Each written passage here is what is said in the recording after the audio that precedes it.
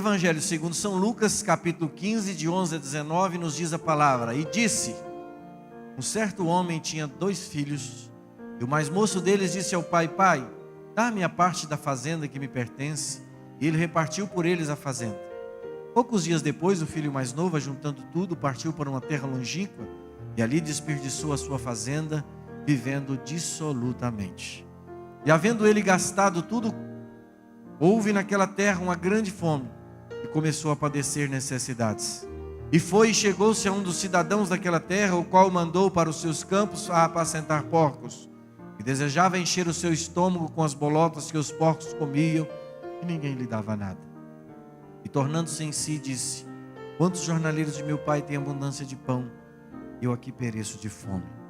Levantar-me-ei, irei ter com meu pai, e dir-lhe-ei: Pai, pequei contra o céu e perante ti, já não sou digno de ser chamado teu filho, faze-me como um dos teus jornaleiros. Deus Pai, tua palavra foi lida, através do teu Santo Espírito, aplica aos nossos corações. Eu lhe peço, nós pedimos em nome de Jesus, amém. Assentai-vos, irmãos. Queridos, a Bíblia declara que Deus amou o mundo de uma maneira tão grande, mas tão grande mesmo, que nos deu o seu Filho, o seu unigênito, o Filho único de Deus, Cristo Jesus. Sobre o Evangelho, irmãos, Lucas organiza este material de modo a ter, no mesmo capítulo 15, 3 exposições: a ovelha perdida, a dracma perdida e o filho perdido. O Senhor quer apresentar-nos aqui o amor tão grande do Pai, muito mais do que a história de um filho pródigo. Esse título que nós lemos aí, a parábola do filho pródigo, muito mais do que isso, a parábola aponta para um pai amoroso, que está pronto a buscar aquilo que se perdeu. Eu e você, quando chegamos aqui na igreja, nós pensamos que viemos porque ouvimos: vinde a mim os cansados e oprimidos, e eu vos aliviarei. Não foi isso? Mas logo que nós chegamos aqui, irmãos, e aceitamos a Jesus como Salvador, nós descobrimos que antes Ele havia nos escolhido e havia nos nomeado para que dessemos frutos e que os nossos frutos permanecessem. Baseado, queridos, nessa parábola do filho pródigo, ou a do pai amoroso, eu quero falar sobre 4 passos para o retorno à casa do pai que este menino tomou. Irmãos, o primeiro passo que ele tomou foi o de reconhecimento do pecado. Ele reconheceu o seu pecado. Irmãos, no texto lido no verso de número 17, a Bíblia nos diz que ele declarou: e caindo, porém, em si. Irmãos, se você perguntar para uma pessoa pecadora, por mais pecadora que ela seja, ela pode inclusive justificar os pecados dela, dizendo que aquilo não tem nenhum problema.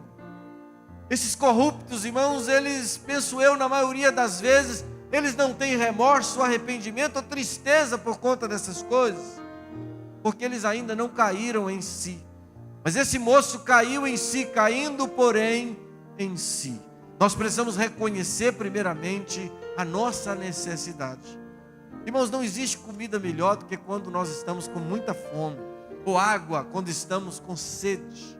Então, se não descobrirmos, ou se não formos descobertos na nossa necessidade, nós não sabemos que nós precisamos daquilo que precisamos. Esse jovem, ele estava vivendo uma vida dissoluta, mas nem por isso, inicialmente ele pensou que estivesse fazendo qualquer coisa errada. Pediu a parte dele na herança, a parte dele na fazenda, viajou, viveu lá gastando seus dinheiros com as prostitutas, nas farras com seus amigos, nas festas, nas boates. Ele não pensava que estava fazendo coisa alguma errada. Mas o texto diz que ele, neste momento, ele caiu em si. Eu lembro-me de que há uns 20 anos atrás um senhor pregou nesta igreja e ele falou de uma experiência que ele teve na Praça Serra Lima, quando ele evangelizava no domingo à tarde, que ele foi apresentar a Jesus, ou Jesus, para um senhor que ali estava sentado. E aquele senhor então lhe disse: olha, você está falando para mim dessas coisas de salvação, de evangelho, eu não preciso de nada disso. E disse várias coisas para aquele evangelista: olha, eu sou um homem bom, sou marido de uma só mulher, eu não traio minha esposa, eu sou um homem honesto com os meus empregados. Ele era um homem, parece, de posse. Enfim, ele falou todas as suas qualidades, um homem que pagava os seus impostos em dia. Ele era um verdadeiro cidadão, um homem exemplar. Quando ele terminou aquela exposição, o evangelista não contou o resto da história, mas disse apenas que se levantou, o cumprimentou e disse assim: eu ainda continuo tendo muita pena do Senhor, e parece-me que Jesus não morreu pelo Senhor, Jesus morreu pelos pecadores. Então o primeiro passo, irmãos, que esse menino nos ensina é o reconhecimento da nossa necessidade. Ele não achava a sua vida em coisa alguma que estivesse errada, mas a Bíblia nos diz que as crises fizeram com que ele caísse em si. As crises são importantes, irmãos, na nossa vida.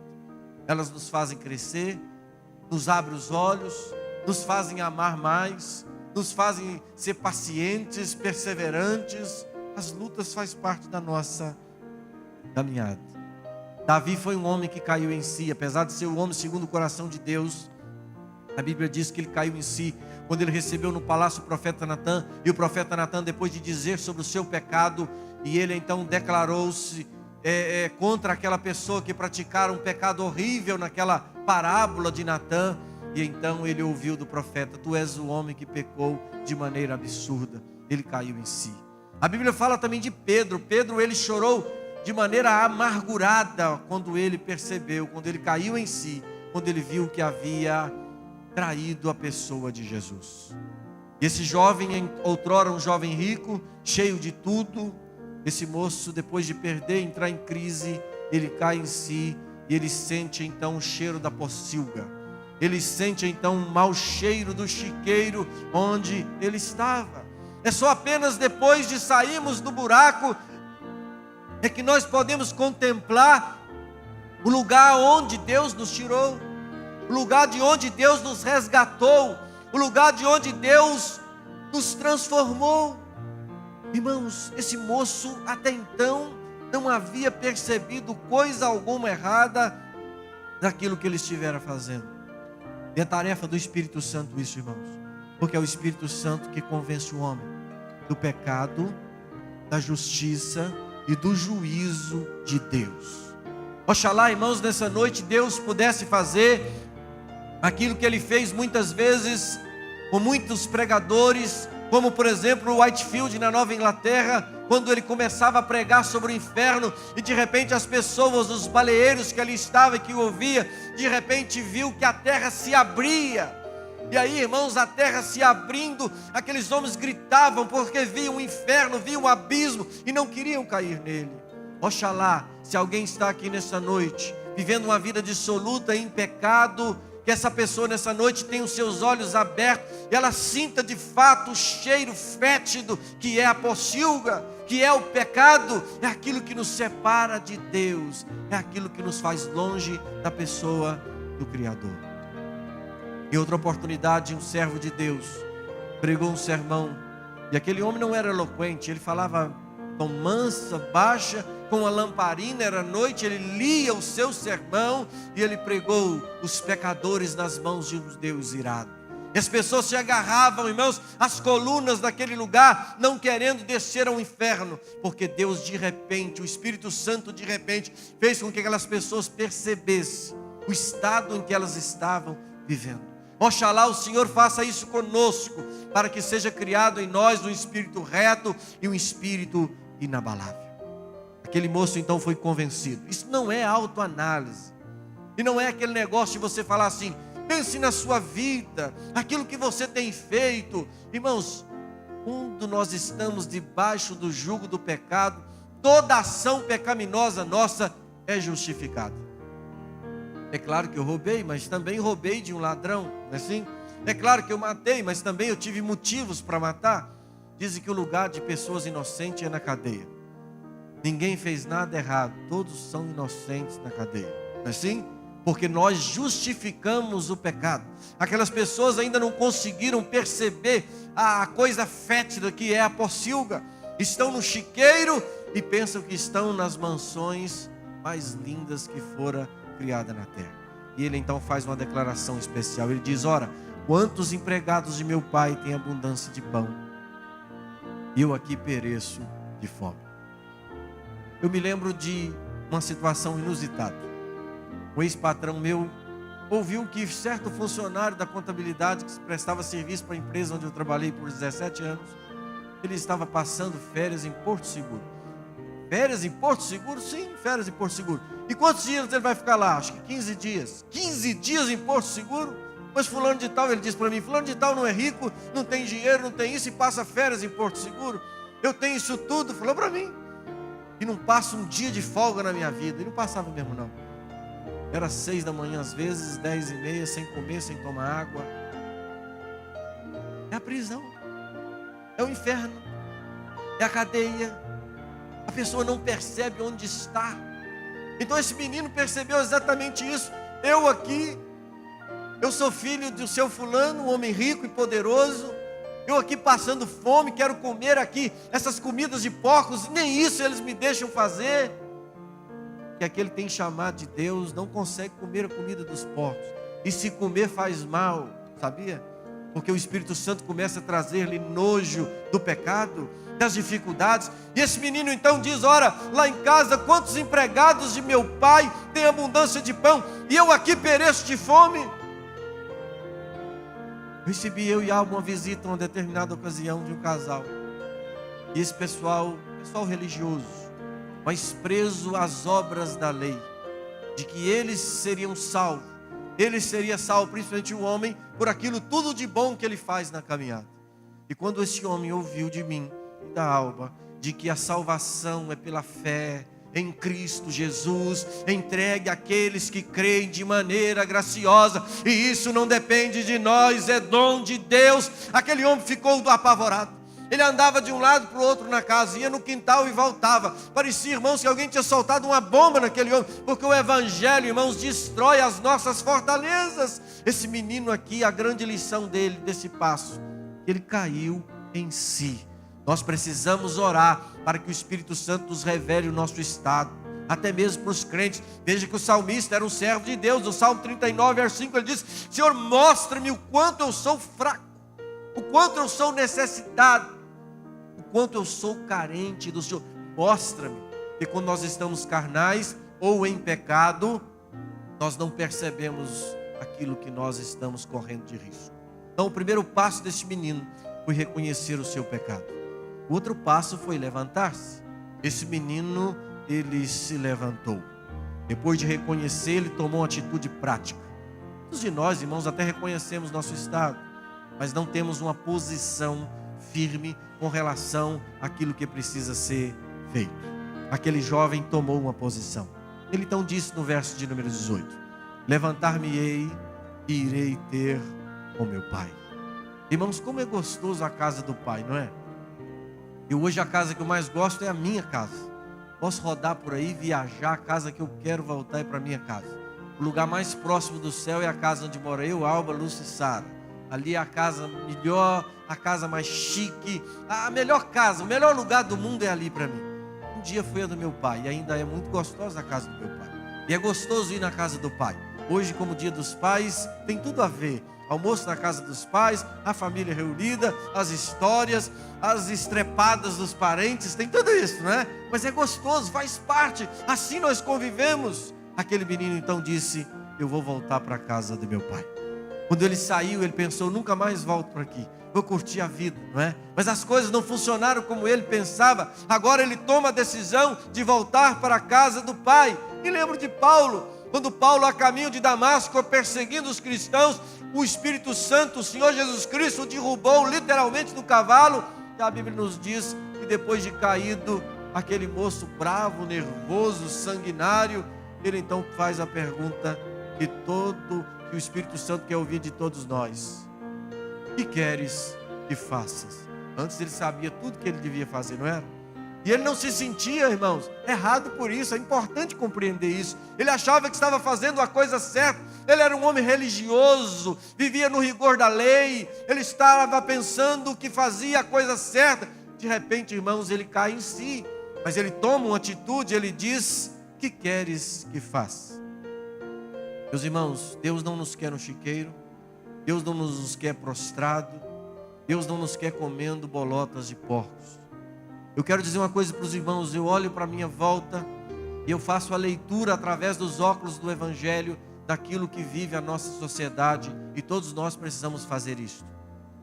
Eu olho hoje essa questão da correria do Pokémon GO, e eu vejo como nós estamos vivendo uma situação dramática, caótica, triste. Irmãos, é um tapa do diabo na nossa cara. Irmãos, Deus não nos quer envolvido, irmãos, nessas coisas são menos importantes. O que é que Pokémon GO pode trazer de bênção, de evolução para a vida de alguém? Por quê? E nós vemos as pessoas se atropelando, se matando, praticando crimes por conta de uma bobagem. É os sinais ou o sinal do fim dos tempos, irmãos, que nós estamos vivendo. Deus não nos quer vivendo, irmãos, em estado lastimável. Eu me lembro então do profeta Isaías, no capítulo 60, depois de Deus dizer, e está dizendo que restauraria Jerusalém, a palavra de Deus nos diz no verso 1: levanta-te, resplandece, porque é chegada a tua luz, e é nascida sobre ti a glória do Senhor. Se os irmãos continuarem lendo Isaías 60, a partir do verso 1, os irmãos verão que ela seria a luz das nações, a luz dos povos. Deus daria, irmãos, bênçãos espirituais especiais para a cidade de Jerusalém.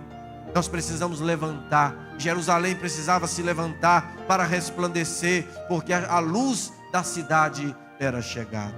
E o menino disse então, depois de se levantar e tomar a posição: irei ter com meu pai. Então o primeiro passo é cair em si, é deixar que o Espírito Santo nos revele quem nós somos. O segundo passo é tomar uma posição, depende muito mais de nós. A primeira é muito mais do Espírito Santo. A segunda é nossa, de tomar uma posição a favor da direção em que nós iremos tomar. É o que ele faz como terceiro passo. A Bíblia nos diz que ele caminhou na direção certa. Muitos até reconhecem os seus pecados, até levantam para caminhar, mas nem sempre tomam a direção correta. Agora esse moço está decidido para onde ele vai. Diz o texto: ora, levantou-se, pois, e foi para o seu pai. Ele não foi para uma outra terra, como Jonas fez. Pegou o caminho, o navio para Tarsis, sendo que ele tinha de ir para Nínive. Muitos estão tomando caminhos diferentes, caminhos errados, mas a palavra de Deus nos orienta nesta noite, aprendendo com esse moço todos os passos em que ele está dando, para que nos sirva de exemplo naquilo que nós precisamos na nossa carreira cristã, na nossa vida espiritual. Ele prometeu que se levantaria, fez, de pé, ele pôde então começar a caminhada, ele pôde começar a andar, e Paulo fazia isso. Eu me lembro de Paulo, Filipenses 3,12, quando ele nos diz: não que já tenha alcançado o que seja perfeito, mas eu vou prosseguindo, para ver se poderei alcançar aquilo, para o que fui também alcançado por Cristo Jesus, o nosso Senhor. Irmãos, é Deus que opera em nós o querer e o efetuar. O Senhor prometeu que estaria conosco. Nós cantamos agora há pouco: eu sei que o Senhor está comigo. Eu sei que o Senhor está do meu lado. Eu sei que o Senhor está me guardando. Eu sei que o Senhor está me tomando pelas mãos, não é verdade? E o profeta Isaías nos diz disso em Isaías 41, verso 10. Não temas, não temas, porque eu sou contigo.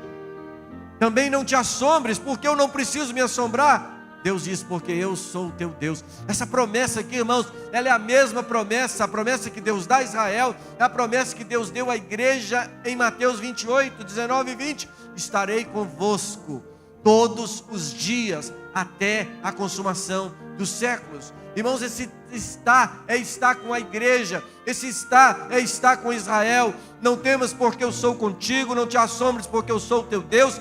Eu te fortaleço, eu te ajudo e te sustento com a destra da minha justiça. É a palavra do Senhor, irmãos, de promessa de estar conosco. Então aquele menino agora caminha, mas ele caminha esperançoso. Aquele menino agora caminha, apesar de maltrapilho, sujo, fétido, ele caminha em direção à casa de seu pai. ele caminha em direção à casa de onde ele nunca deveria ter saído. Eu aqui, irmãos, comparo a vida desse menino com a vida de Adão. Lembra quando Adão, tendo tudo no jardim, ele resolveu ter uma coisa a mais que ele não poderia ter. Nós sempre queremos uma coisa a mais. Isso se chama cobiça, isso se chama orgulho, isso se chama obras da carne, natureza pecaminosa. E logo que Adão então tomou posse daquilo que não podia ter, ele caiu em pecado, e só caiu em si quando o Senhor o encontrou. Adão, Adão, onde estás? Ah, Senhor, eu tive medo, temi, me escondi porque percebi que estava nu. Não é verdade? Aqui, irmãos, esse menino está de volta. E pela fé em Cristo Jesus, nós podemos também estar de volta à casa do Pai. Porque em Cristo Jesus nós temos, porque Ele, o Senhor, nos amou tanto que nos deu o seu Filho unigênito para morrer por conta dos nossos pecados.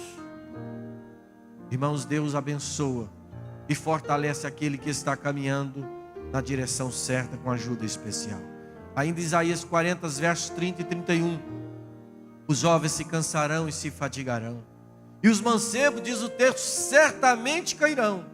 Porém, todavia mais, os que esperam no Senhor renovarão as suas forças, subirão com asas como águia. Não é assim? Correrão, não se cansarão, caminharão, não se fatigarão.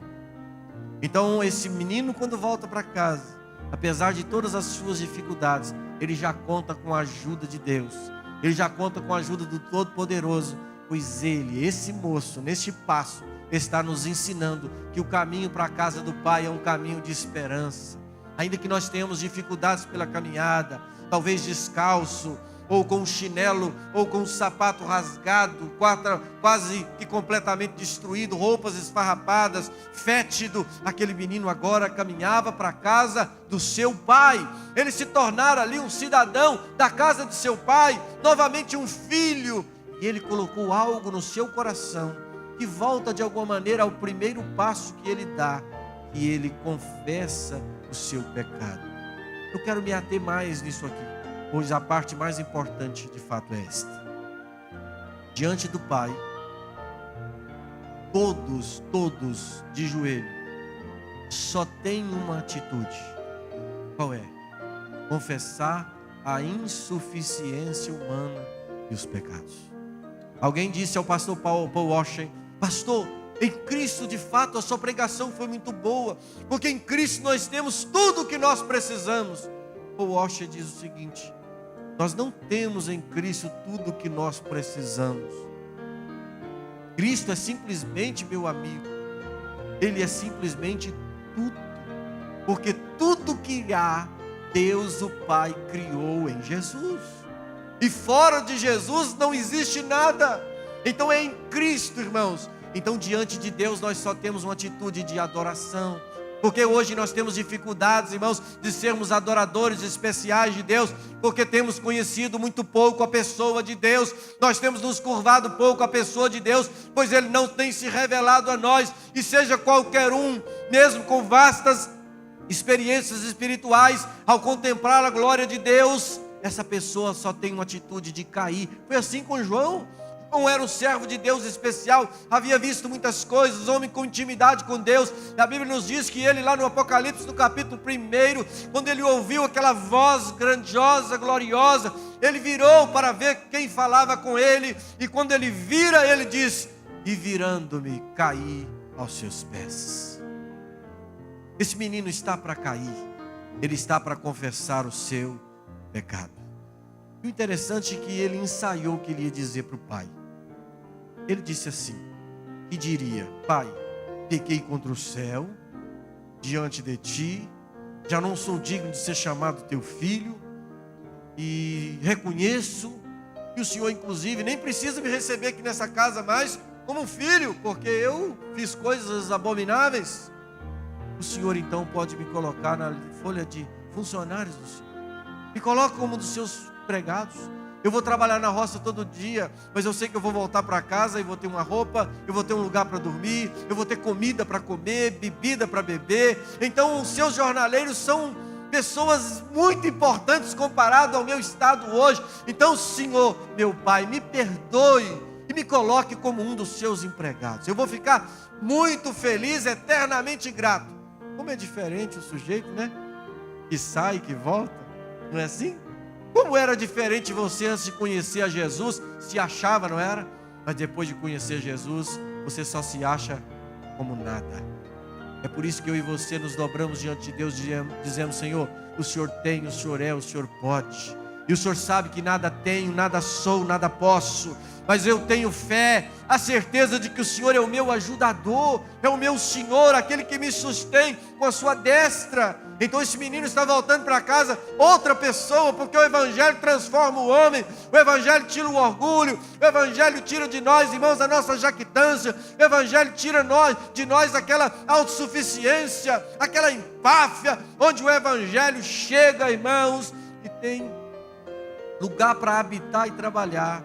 As coisas mudam e mudam para melhor. E diante de Deus mesmo não há desculpas, irmãos. A palavra diz que aquele que confessa o seu pecado e deixa, alcança misericórdia. Não é assim que nós aprendemos? E aprendemos também que Deus está sempre pronto a perdoar. Eu gosto muito de um hino de Sérgio Lopes. Ele faz a pergunta mais interessante. Um trocadilho, usando as palavras trocadas, ele diz: quantas vezes o Senhor já te abandonou? Tente lembrar. Quantas vezes você foi até Jesus e Ele não estava presente, não quis te atender, ou então não pôde te ajudar? Quantas vezes? Tente lembrar. Nenhuma vez. Foi essa a conclusão? E ele continua dizendo: tente lembrar agora. Quantas vezes Ele já te levantou? Também não dá para lembrar. Não porque não existiu, é porque foram tantas na nossa vida que não dá para poder contar. Não dá para enumerar. Tente lembrar. Esse menino agora está de volta à casa do pai, mas ele precisa de sinceridade. Ele havia se programado, e por certo durante a estrada, durante a viagem, não sabemos a distância que Jesus quis imprimir nessa parábola, mas talvez fosse uma caminhada longe, porque ele já viajou para uma terra distante, e lá havia fome, na casa do pai não. Então por certo viajou talvez dias ou meses. Esse menino está ensaiando o que iria dizer para o pai: pequei contra o céu, pequei contra ti, não sou digno de ser chamado teu filho, faça-me como um dos seus jornaleiros, como um dos seus empregados. E ele teve tempo, na estrada, de pensando isso. A Bíblia diz que aquele menino vem de longe, e o pai estava no alpendre, estava olhando. Talvez Jesus quisesse nos apresentar, e eu não tenho dúvida disso com relação a essa expressão do pai. Ele estava esperando que o filho voltasse para casa. Foi? E talvez ele estivesse aguardando a volta desse filho. E a Bíblia nos diz que quando aquele caminhante foi se aproximando, aquele pai percebeu que aquele que vinha era o seu filho que um dia se fora. A Bíblia nos diz que aquele pai, vendo o menino, ele correu para encontrar seu pai. Quero chamar a atenção dos irmãos para uma coisa. Às vezes as coisas no texto ocorrem e nós não prestamos muita atenção, mas aqui há algo para poder se prestar atenção. Como aquele homem correu? Primeiro, um homem sábio até hoje, mas no Oriente ainda era muito mais, e naquela época ainda é muito mais ainda. Aquele homem de vestidos longos, justos, ele não podia correr. Um homem sábio jamais poderia ter gestos bruscos. Gestos são gestos ensaiados. A voz pausada, semblante sereno. Um homem sábio, principalmente do Oriente, tinha todo um protocolo, tinha toda uma convenção. Não é isso que o texto demonstra, não. Esse homem corre. Como esse homem correu? Ele levantou seus vestidos até em cima E ele, numa atitude que podia deixar muitos até constrangidos, aquele homem desce desesperado pelo alpendre da casa, pelo alpendre da fazenda, e ele desce e vai correndo para encontrar o seu filho. Ele vai quebrando os protocolos para encontrar aquele que havia um dia saído de sua casa. É o pai que corre em direção ao filho, é óbvio, o filho está voltando, mas a figura que Jesus quer imprimir em nós é que o pai está buscando, esperando, aguardando e correndo até aquele filho. Se o filho tinha vontade de voltar para casa, só teve vontade depois que ele entrou em crise, passou por provações e caiu em si, estando ele numa pocilga. Mas o papai não. O pai nunca quis que aquele filho fosse, e o pai sempre aguardou que ele retornasse para sua casa. E esse homem está em disparada, correndo para encontrar o seu filho. E a cena é uma cena, irmãos, sensacional. A Bíblia nos diz que o pai voa, ele corre e lança-se ao pescoço do filho e o abraça. E naquele momento, irmãos, eu entendo que aquela coisa meio estranha, o menino constrangido, fedido, maltrapilho, e o pai com aquelas vestimentas, um homem rico de posses, aquele homem fino, refinado, abraçando aquele sujeito naquelas circunstâncias. E o menino então vê que era hora de dizer o que precisava dizer. Então ele disse para o pai: pai, eu pequei contra o céu. Ah, pai, eu pequei diante de ti. Eu já não sou digno de ser chamado teu filho. E o restante do que ele havia decorado, vocês se lembram? Faça-me como um dos seus empregados. Mas e o resto disso? O resto disso não está aí no texto, porque ele não disse. Por que ele não disse? Eu fiz uma pesquisa lá no grego, é a mesma que está em português. Há uma conjunção aditiva, adversativa, o mas, porém, todavia, entretanto. E aí o texto em português que nós lemos na corrigida diz exatamente isso. Aí tem um mas. Ah, irmãos, quando o menino chegou nessa parte, era suficiente. Já não sou digno de ser chamado teu filho. Quando ele ia terminar a frase, o texto nos diz o que o pai disse. Mas o pai disse aos seus servos. Nem estava olhando mais o menino, nem queria escutar o menino mais. Ele já sabia de tudo que tinha acontecido. Ele já sabia da sinceridade de coração daquele seu filho. Ele diz então: trazei-me depressa a melhor roupa, vestilha e ponte um anel no dedo, alpacas nos pés. Trazei também o bezerro cevado e matai-o, comamos e regozijemo-nos, porque este meu filho estava morto e reviveu. Tinha se perdido e foi achado. E a Bíblia diz, irmãos, que naquele momento eles começaram a festança. Não foi pouca festa não, irmãos. Era churrasco, preparação. E eles começaram naquela programação da grande festa, porque havia um motivo especial para o pai. Quantos anos aquele pai passou esperando que o seu filho voltasse, irmãos? Quantos anos o Senhor tem esperado que você volte para a casa dele? Talvez tem gente aqui desviada dos caminhos do Senhor. O Senhor te aguarda no alpendre da casa, esperando você voltar, e Ele corre para pular no seu pescoço, para salvar a sua vida, para pôr um anel no seu dedo, alpaca nos seus pés, e te dar um nome escrito no livro da vida do Cordeiro. 4 passos importantes: reconhecimento, atitude quando levanta na direção da casa. Ele confessa o seu pecado. Precisamos nós outros entender que a obra do Pai é uma obra opulenta. A obra do Pai. Quero convidar os meninos, os músicos aqui. Quero pedir a Ketri para achar o hino aí, Eu Perdido Pecador, e nós vamos cantar essa música. Eu quero te dizer que a obra de Deus é opulenta. A obra de Deus é extraordinária. A obra de Deus é formidável. A obra de Deus é grandiosa. E a obra de Deus é salvar o perdido. A obra de Deus é restaurar aquele que reconhece o seu pecado, aquele que clama, Senhor, salva-me, ajuda-me na minha dificuldade. Vamos cantar essa música. Acha aí, cara. Quando você acha, eu conto a história deste ano. Enquanto nós cantamos, Se você sentir o desejo da reconciliação, de entregar sua vida para Cristo, eu te apelo, depois do culto aqui terminado, eu, pastor Zé Carlos, pastor Rafa, nós vamos ficar aqui te aguardando para orar com você. Mas se você sentir necessidade de sair do seu lugar e vir cá à frente agora, enquanto a gente canta, também está resolvido. Fique à vontade. Eu havia tido uma segunda-feira muito difícil. Muito difícil. Sabe aquele dia que você sente até vergonha?